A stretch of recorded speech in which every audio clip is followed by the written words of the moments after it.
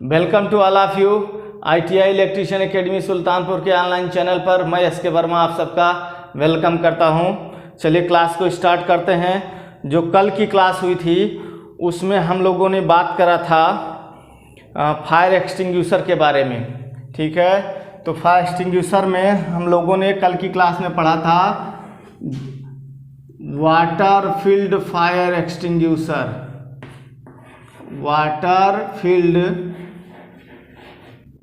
Fire extinguisher. दूसरा कौन सा पढ़ा था? दूसरा हमने पढ़ा था फोम टाइप यानी कि झाग वाला फायर एक्सटिंग्विशर। तीसरा हमने कौन सा पढ़ा था? तीसरा हम लोगों ने पढ़ा था dry powder type, dry powder यानी कि शुष्क चूर्ण टाइप फायर एक्सटिंग्विशर। चलो तब इसके बाद जो है आज की क्लास को स्टार्ट करते हैं। नेक्स्ट देखो, हमने बताया था पिछली क्लास में कि 6 प्रकार के फायर एक्सटिंग्विशर बताना है आपको, 3 बता दिया। चौथा देखिए, चौथा है आपका CO2 type fire extinguisher. CO2 type, ठीक, CO2 type fire extinguisher, fire extinguisher.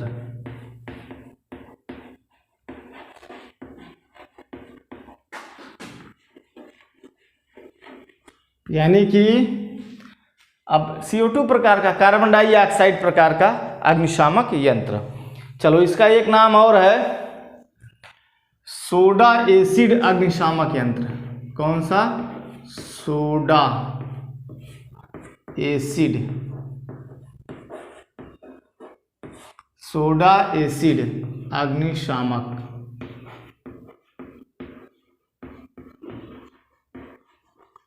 ठीक, अच्छा। इसके बाद जो है इसमें कार्बन डाइऑक्साइड वाले में पहले थोड़ी बात बता दूं फिर पॉइंट लिखूं। चलो, तो इसमें एक सिलेंडर रहेगा, ऐसे बड़ा सा सिलेंडर रहेगा, ठीक है। सिलेंडर में घोल भरा रहेगा, किसका? सोडियम बाइकार्बोनेट NaHCO3, और सोडियम बाइकार्बोनेट का घोल सिलेंडर में ऐसे समझ लो,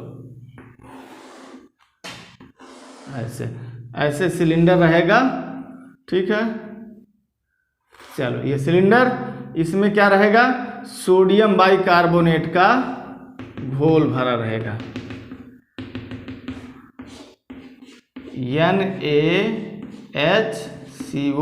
NaHCO3।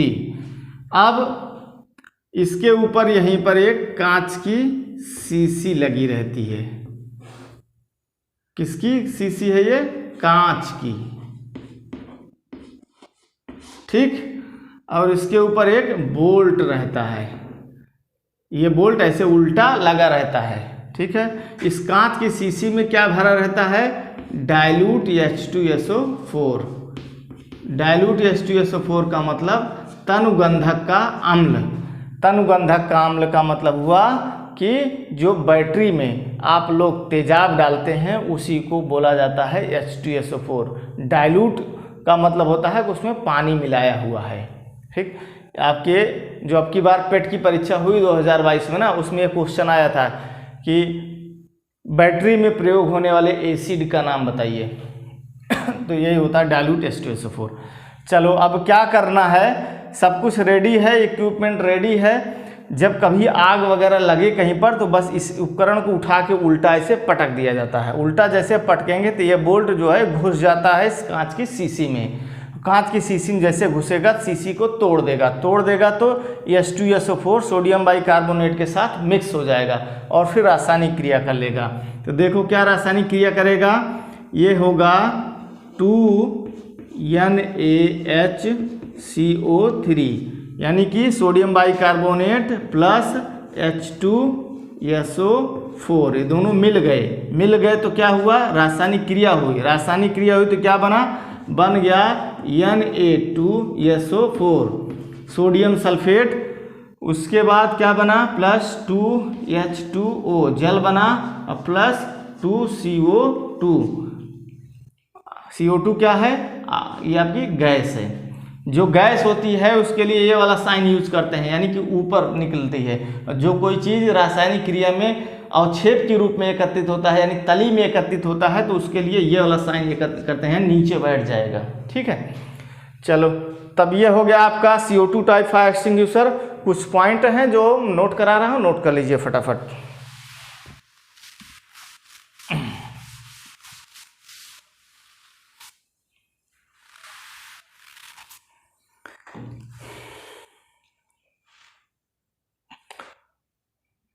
तो पॉइंट नंबर वैसे लिख दिया था उसमें, तो ज़्यादा बताने का ज़रूरत नहीं है। सोडियम बाइकार्बोनेट का घोल भरा होता है, ठीक है, क्लियर है। और कांच की एक बोतल में तनगंधक अम्ल भरा होता है, वो भी ठीक है। और बोतल के ऊपर धात्विक एक वोल्ट लगा होता है। वो सिलेंडर को उठा के उल्टा पटक देंगे, फूट जाएगा और दोनों का रिएक्शन हो जाएगा, गैस बन जाएगी। चलो वो भी सही है। अब इसमें जो है इसकी पहचान के लिए क्या होता है, पहचान कैसे करेंगे? तो पहचान के लिए जो है इस पर CO2 लिखा होता है, सिलेंडर पर CO2 लिखा होता है। और क्या होता है? इसके बाद दूसरा पहचान है हार्न प्रकार का नोजल। हार्न जैसे ऐसे नोजल नहीं होता है, ऐसे वाला नोजल रहेगा इसमें। इसका जो नोजल रहेगा हार्न प्रकार का नोजल होगा, ठीक है। तो इससे भी आप पहचान जाएंगे, हार्न प्रकार का नोजल रहता है, ठीक। चलो इसके बाद किस प्रकार की आग को बुझाने के लिए इसका प्रयोग किया जाता है? तो बी टाइप का मतलब लिक्विड में, पेट्रोल डीजल मिट्टी का तेल में लगी आग, बी टाइप। सी टाइप का मतलब गैस में लगी आग, यानी LPG, CNG, methane, butane, propane में लगी आग, ठीक। डी टाइप फायर मतलब इलेक्ट्रिक में लगी आग या धातुओं में लगी आग। तो BCD टाइप फायर के लिए यूज, ठीक, आगे समझ लेना, यूज किया जाता है, हम नहीं लिख रहे हैं। चलो तो ये हो गया आपका चौथा हो गया ना। 2 फायर एक्सटिंग्विशर और बच रहे हैं, इसको लिखो, मिटा दे रहा हूं इसको।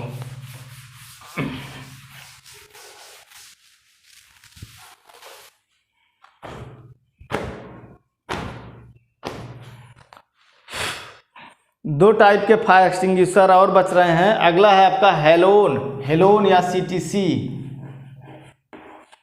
हेलोन, ठीक, या इसी का दूसरा नाम है CTC। अच्छा, इसी का एक नाम और होता है, सॉरी, ठीक है, मतलब इसी CTC का फुल फॉर्म लिख दे रहा हूँ। कहीं कहीं पर CTC ना लिख करके ऐसे लिखा रहता है, carbon tetrachloride, CARBON, carbon tetra, TETRA, tetrachloride, CHLORIDE, carbon tetrachloride, CTC। तो हेलोन या CTC या कार्बन टेट्राक्लोराइड एक ही प्रकार के फायर एक्सटिंग्विशर है, एक ही नाम है, और कहीं कहीं पर अलग अलग लिखा रहता है, तो आप समझ लीजिएगा। अच्छा, इसमें बताना क्या है? तो इसमें पहले बात सुन लीजिए। तब जैसे ये इसमें पीतल का टैंक रहेगा, ठीक है, ऐसे पीतल का टैंक रहेगा, इसमें जो है CTC भरा रहेगा, ठीक है, प्रेशर के साथ, दाब के साथ इसमें क्या भरा रहेगा? CTC, यानी कार्बन टेट्राक्लोराइड। या एक मटेरियल और भरते हैं, ब्रोमो क्लोरो डाइफ्लोरोमीथेन, याद रखना है आपको, BFC, या कहीं कहीं पर ये लिखा रहता है BCF, एक ही नाम है, अलग अलग जगह अलग अलग लिखा मिलेगा, तो कंफ्यूज नहीं होना है। BFC ब्रोमो क्लोरो डाईफ्लोरोमीथेन या BCF ब्रोमो क्लोरो डाईफ्लोरोमीथेन। ठीक, तो चाहे CTC भरा रहेगा या BFC भरा रहेगा इसमें वायुदाब के साथ, बस आगे बाकी आगे इसमें सिलेंडर नोजल वगैरह सब रहता है, और यह थोड़ा खर्चीला पड़ता है, महंगा होता है, इसलिए आम जगह पर इसका प्रयोग नहीं किया जाता है। और इलेक्ट्रिकल से लगी आग को बुझाने के लिए इसका प्रयोग करते हैं, और जो मतलब शिप वगैरह होती हैं, जहाज वगैरह, इन सब पर इसका प्रयोग किया जाता था। और एक बात ध्यान रखना है इसमें खास तौर से कि इससे जो गैस निकलेगी वह जहरीली प्रकार की होती है, तो इससे बंद जगह में प्रयोग नहीं करना है। जैसे कमरों उमरों में कहीं आग लग गई है और जो व्यक्ति पहुंचा और इसको प्रयोग करने लगा, तो इसकी जो गैस होगी उसको तो स्वयं भी सूंघ लेगा तो मूर्छित हो सकता है। तो यह जहरीली प्रकार की गैस होती है, इसलिए विशेष जगहों पर ही इसका प्रयोग किया जाता है और खुले स्थान पर इसका भंडारण किया जाता है। इसको कोई बंद कमरे में नहीं रखा जाता कि लीक कर जाए, कमरे में जहरीली गैस फैली है, दरवाज़ा खोलते ही लुढ़क गए, ले भाई गए। ठीक है, तो ऐसा नहीं होना है, खुले स्थान पर इसका भंडारण होता है। चलो तब इसके बारे में कुछ पॉइंट नोट कर लो बस।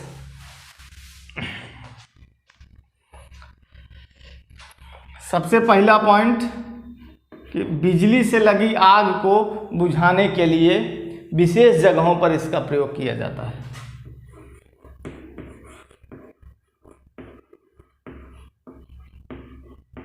बिजली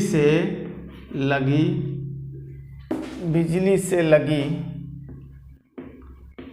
आग को बुझाने के लिए विशेष जगह पर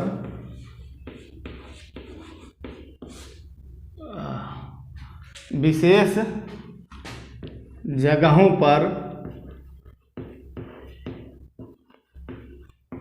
प्रयोग, आगे आप लिख लेना, किया जाता है। दूसरा पॉइंट नंबर 2, पीतल से बना सिलेंडर होता है। पीतल से बना सिलेंडर होता है।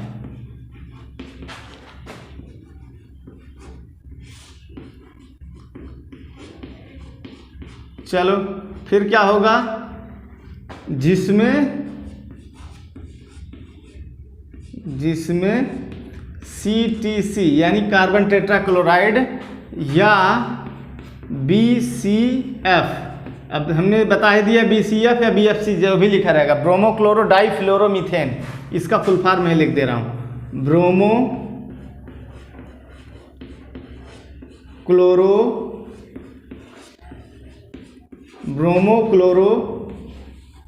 डाईफ्लोरोमीथेन।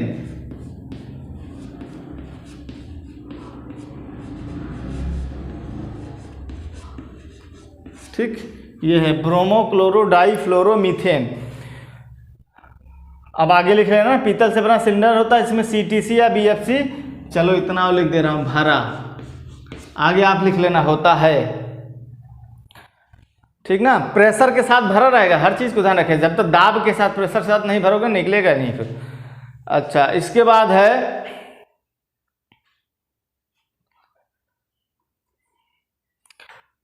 पॉइंट नंबर 3, नेक्स्ट चक, चलो,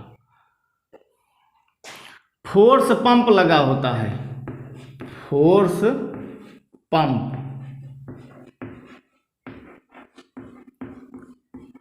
पंप लगा होता है। ठीक है, लीवर दबाने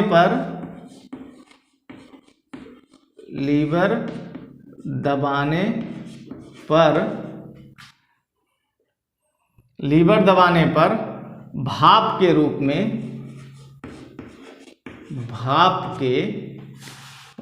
में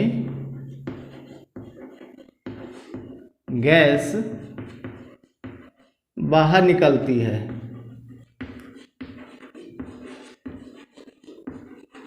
बाहर निकलती है। और क्या करेगी? और ऑक्सीजन को कट कर देती है। ऑक्सीजन को कट कर देती है। चलो अगला पॉइंट,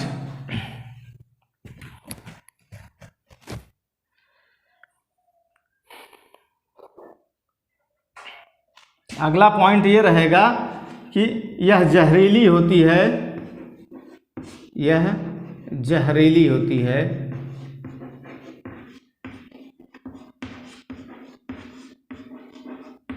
और इसे बंद स्थान पर प्रयोग नहीं करना चाहिए।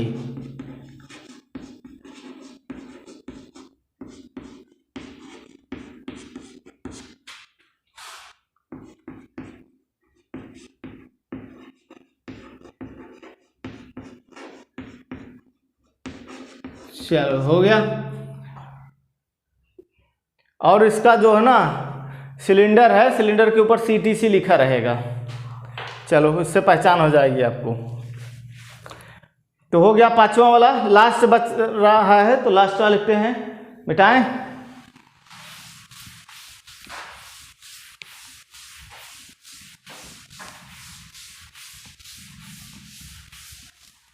चलो लास्ट वाला है ना, छठवां नंबर,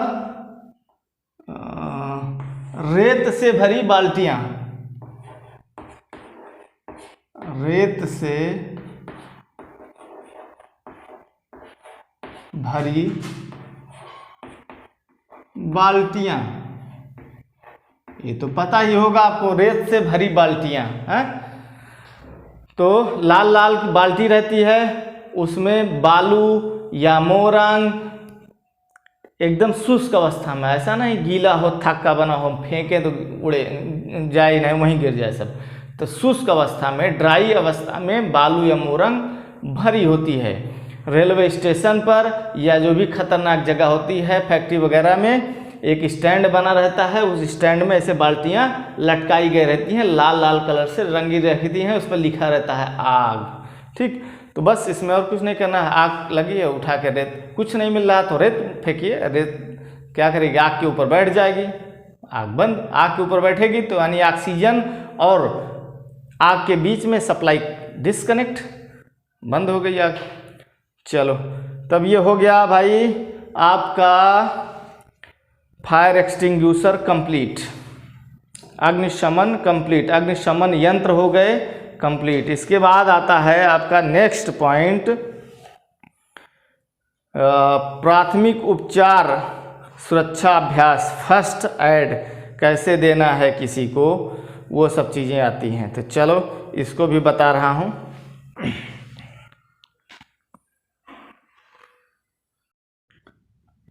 तब देखो नेक्स्ट हेडिंग जो है प्राथमिक उपचार।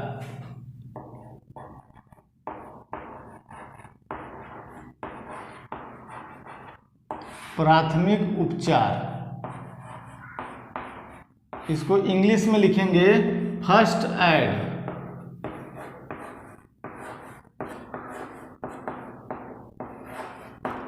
अब फर्स्ट एड क्या होता है, सर्वप्रथम ये जानने की कोशिश करते हैं। दुर्घटनाग्रस्त व्यक्ति का डॉक्टर के आने से पूर्व किया गया उपचार फर्स्ट एड कहलाता है। या आप ऐसे बोल सकते हैं, डॉक्टर के आने से पूर्व किया गया इलाज फर्स्ट एड यानी कि प्राथमिक उपचार कहलाता है। अब क्योंकि डॉक्टर जो होता है वो कार्यशाला में हर वक्त अवेलेबल नहीं रहता है, तो इसलिए जो है कार्यशाला में फर्स्ट एड किट रखी होनी चाहिए और कार्यशाला में कार्य करने वाले कारीगरों को फर्स्ट एड आना भी चाहिए।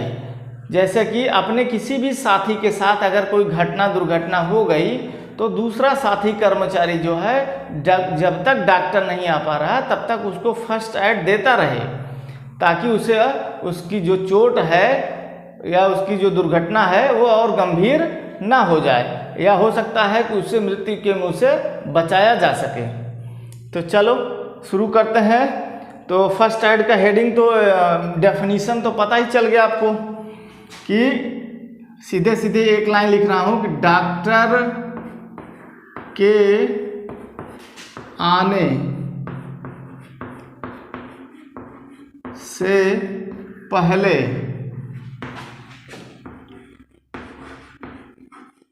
दिया गया उपचार फर्स्ट एड प्राथमिक उपचार कहलाता है। बस इतना, बाकी आगे आप लिख लेना है, बना लेना।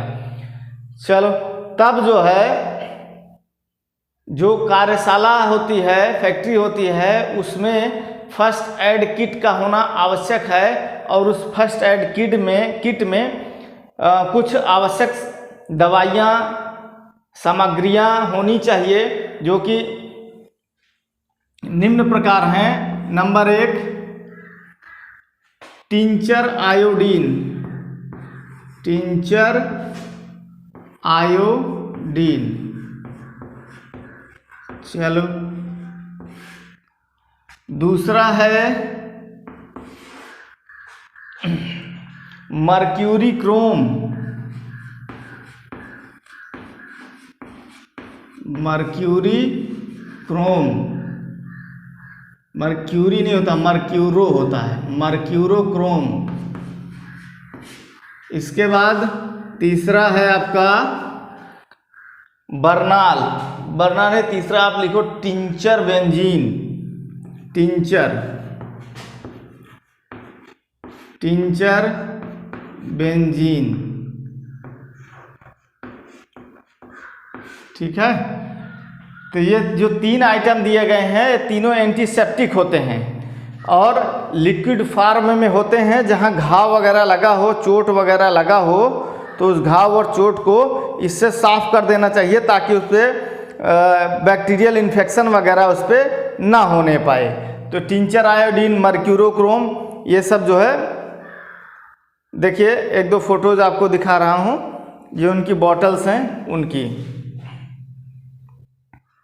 ये देखिए, ये कौन सी बॉटल है, ये क्या लिखा गया इस पर, टिंचर आईपी लिखा है ना, कंपाउंड बेंजीन टिंचर आईपी। ठीक है, तो ये है बेंजीन यानी कि टिंचर बेंजीन। दूसरा देखिए मर्क्यूरोक्रोम, ये देखिए सीसी है इसकी, लिखा है ना मर्क्यूरोक्रोम, ध्यान देखिए। अच्छा, उसके बाद अगला वाला आएगा टिंचर आयोडीन, ये देखिए टिंचर आयोडीन। ठीक, तो ये सब क्या है, ये जो तीनों दवाइयाँ हैं ये सब क्या हैं, एक प्रकार का एंटीसेप्टिक हैं। क्या है ये, एंटीसेप्टिक हैं। ये इन्फेक्शन होने से घाव को बचाती हैं। चलो उसके बाद अगला है आपकी, मतलब ये लिक्विड फॉर्म में है। जो चौथा हम लिखने जा रहे हैं आपका बर्नाल। तो बर्नाल जो है ये भी एंटीसेप्टिक ही है, लेकिन जो है ये पेस्ट के रूप में उपलब्ध होता है, क्रीम के रूप में होता है। बर्नाल जो होता है जले हुए व्यक्तियों को लगाया जाता है। शरीर का कोई अंग जब जल जाता है तो बर्नाल का प्रयोग करते हैं। चलो इसके बाद जो है और क्या क्या होना चाहिए, पॉइंट नंबर 5 डेटॉल, डेटॉल और दर्द निवारक दवाइयाँ यानी कि पेन किलर। ठीक, उसके बाद 7 नंबर बेहोशी दूर करने वाली औषधियाँ।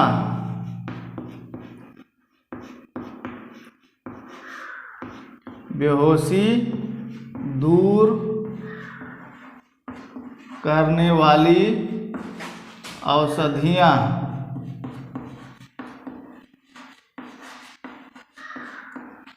8 नंबर में हो जाएगा पट्टियाँ, जालीदार कपड़ा। तो यहाँ पर आप लिख सकते हैं पट्टियाँ। ठीक है, इसी के साथ लिख दीजिए रुई, रुई, बैंडेज, रुई, बैंडेज। और 8वां पॉइंट में इन्होंने दिया हुआ है, 9वां पॉइंट में लिखा है इन्होंने जालीदार कपड़ा।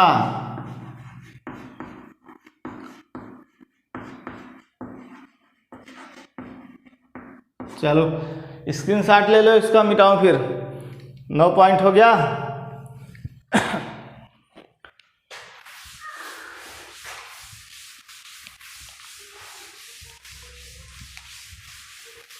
इसके बाद पॉइंट नंबर 10, रुई तो लिख चुका है हमने, पहले ही लिख दिया। चलो safety pin, safety pin, safety pin का भी काम लगता है, ठीक है ना। पट्टी उट्टी, गरम पट्टी वगैरह है, कोई और पट्टी है उसको बांधने होने के लिए, या कहीं पर पिन लगा के फंसाने के लिए। और कच्चा प्लास्टर, कच्चा प्लास्टर, ठीक। 12 नंबर लकड़ी की छोटी खपच्ची, आपकी किताब में लिखा हुआ है लकड़ी की छोटी पट्टिकाएं, लकड़ी की खपच्ची, ठीक है ना। हम खपच्ची लिख रहे हैं, जो छोटी छोटी खपच्चियाँ होती हैं, जब हाथ वाथ में, पैर वैर में कहीं मोच आ जाता है तो खपच्ची लगा के उसको सीधा ऐसे करके या उंगली उंगली में से लगा देते हैं, सीधा बना रहता है, तो वही है लकड़ी की खपच्ची।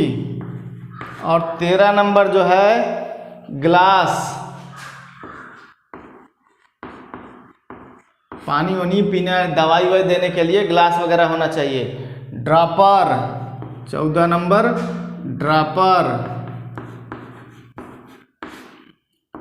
15 नंबर कैंची, छोटी चाकू, कैंची भाई पट्टी उट्टी काटोगे। ड्रॉपर जान रहे हो, ड्रॉपर, ड्रॉपर आता ना, छोटे बच्चों को ड्रॉप ड्रॉप करके दवा वगैरह मुंह में डाली जाती है, उसे ड्रॉपर बोलते हैं। कैंची, छोटा चाकू, छोटा चाकू क्या, आप चाकू लिखो बस। और क्या है, नेत्र शोधन सामग्री, नेत्र, नेत्र शोधन सामग्री, ठीक है। तो आँख से संबंधित कुछ ड्रॉप वगैरह रखिए, आँख में देखने के लिए जो है, टार्च वार्च हो कि कुछ आँख में पड़ गया है, और ठीक है। इसके बाद स्ट्रेचर, स्ट्रेचर, और भी कुछ चीज़ें आप लिख सकते हैं। हाइड्रोजन, हाइड्रोजन पराक्साइड बोलते हैं उसको, हाइड्रोजन पराक्साइड, यानी कि H2O2। 18 क्लोरीन, ये सब से घाव वगैरह की क्लीनिंग करी जाती है, सफाई करी जाती है हाइड्रोजन पराक्साइड क्लोरीन से। आजकल मैं अपने हाथों के घाव इसी से साफ करवाता हूँ, हाइड्रोजन पराक्साइड से, फिर उसके बाद क्लोरीन से क्लीनिंग करने के बाद फिर एंटीसेप्टिक क्रीम लगा करके फिर पट्टी होती है। चलो तब ये हो गया ना। इतनी चीज़ें जो है फर्स्ट एड के रूप में आपके फैक्ट्री में उपलब्ध होनी चाहिए। इसके बाद अब देखो भाई, किसी को अगर दुर्घटना हो गई, ठीक है, तो प्राथमिक उपचार जो है कैसे देना है वो देखिए। चलिए इसको मिटा देता हूँ।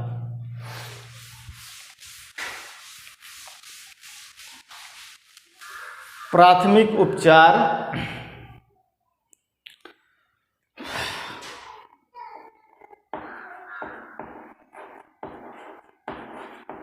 प्राथमिक उपचार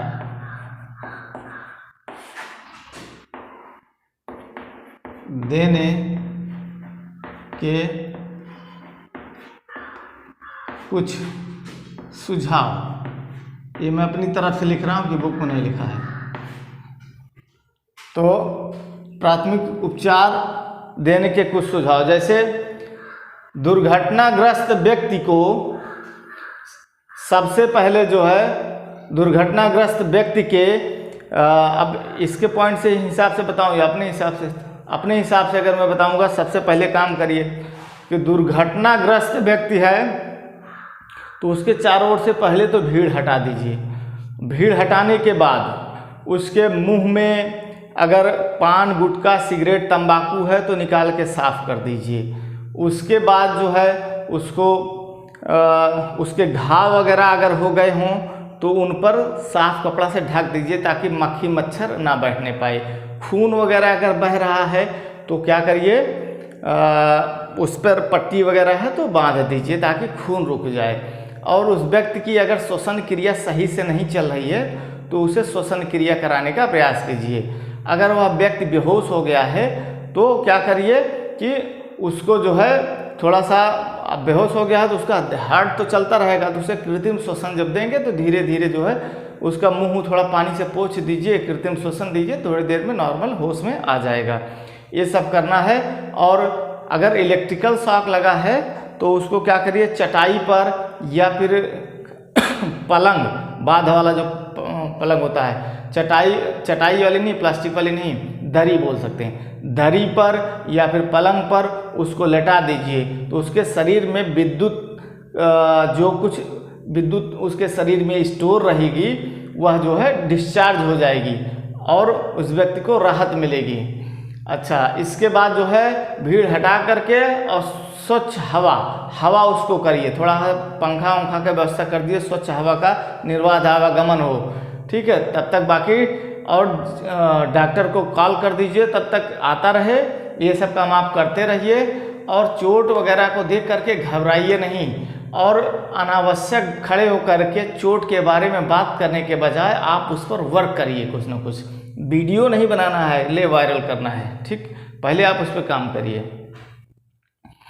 चलो, तब एक एक पॉइंट करके जो इन्होंने लिखा है वो आपको थोड़ा थोड़ा सा बताते चलता हूँ। पहला पॉइंट है, दुर्घटनाग्रस्त व्यक्ति को दुर्घटना स्थल से हटाकर तुरंत दूसरे स्थान पर आराम की स्थिति में लेटाएं और बैठाएं। ठीक है, तो दुर्घटना स्थल से व्यक्ति को हटा दीजिए और उसको आराम की स्थिति में लेटा दीजिए।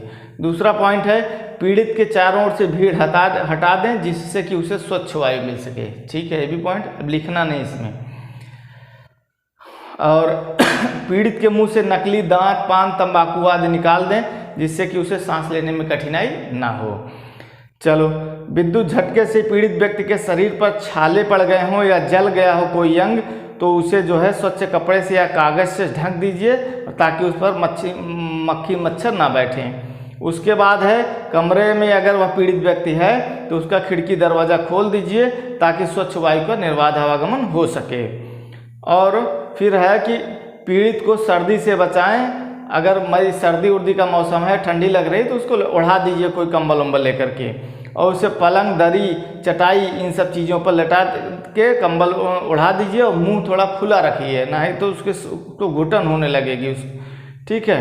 इसके बाद जब पलंग पर या दरी पर लेटा देंगे तो उसके शरीर में जो विद्युत स्टोर हो गई है वो निकल जाएगी। इसके बाद है, पीड़ित को अगर सांस लेने में कठिनाई हो रही है तो उसे कृत्रिम श्वसन क्रिया के द्वारा श्वसन प्रारंभ करा दें। इसके बाद है, अगर पीड़ित व्यक्ति मृत महसूस हो रहा है तब उसको क्या करिए, तब तक उसका उपचार करते रहिए जब तक कि डॉक्टर आकर के ये ना बोल दे कि ये मृत है। अपने से ना अपने से ना एज्यूम कर लीजिए हाँ हो गया है इसका डेड। इसके बाद जो है, अगर पीड़ित व्यक्ति बेहोश हो गया है तो क्या करिए, उसकी श्वसन तो उसको जो है तो कृत्रिम श्वसन क्रिया दीजिए, वो अपने होश में आ जाएगा। मुंह को पानी से पोंछिए। ये चीज़ें मैंने वैसे भी बताई, पॉइंट टू दी पॉइंट इन्होंने ऐसे लिखा है। चलो, इसके बाद जो है अब आएगा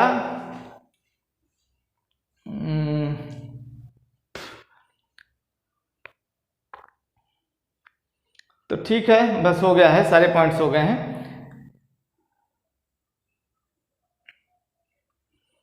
कृत्रिम श्वसन क्रिया, अब आता है आर्टिफिशियल रेस्पिरेशन। कृत्रिम श्वसन क्रिया कितने प्रकार की होती है और कैसे कैसे कराई जाती है। तो कृत्रिम श्वसन क्रिया को नेक्स्ट वीडियो में लेते हैं। जैसे कृत्रिम श्वसन क्रिया ना, सिल्वेस्टर विधि, सैफर विधि, मुंह से मुंह में हवा भरना, और एक विधि और होगी कृत्रिम श्वास यंत्र द्वारा।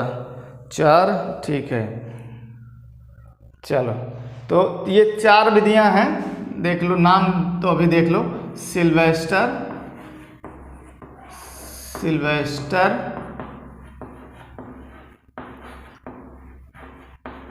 सिल्वेस्टर विधि।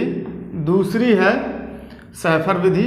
सैफर का सा कौन सा रहेगा, ये वाला रहेगा। चलो, सैफर विधि। और तीसरी वाली रहेगी मुंह से मुंह में हवा भरना। मुंह से मुंह में हवा भरना।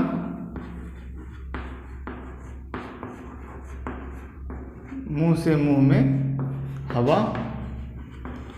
और चौथी वाली जो रहेगी आपकी, वो रहेगी कृत्रिम श्वास यंत्र द्वारा। कृत्रिम श्वास यंत्र द्वारा। कृत्रिम श्वास यंत्र द्वारा। तो कृत्रिम श्वास यंत्र जो है, कृत्रिम श्वास यंत्र जो है अस्पतालों वगैरह में सब व्यवस्था रहती है। ठीक है, ऑक्सीजन सिलेंडर लगा देते हैं, आराम से बढ़िया से श्वसन कराते हैं। चलो, फिर इस क्लास को ओवर करते हैं, नेक्स्ट क्लास में मिलते हैं आपसे। ठीक है, thank you for watching my video.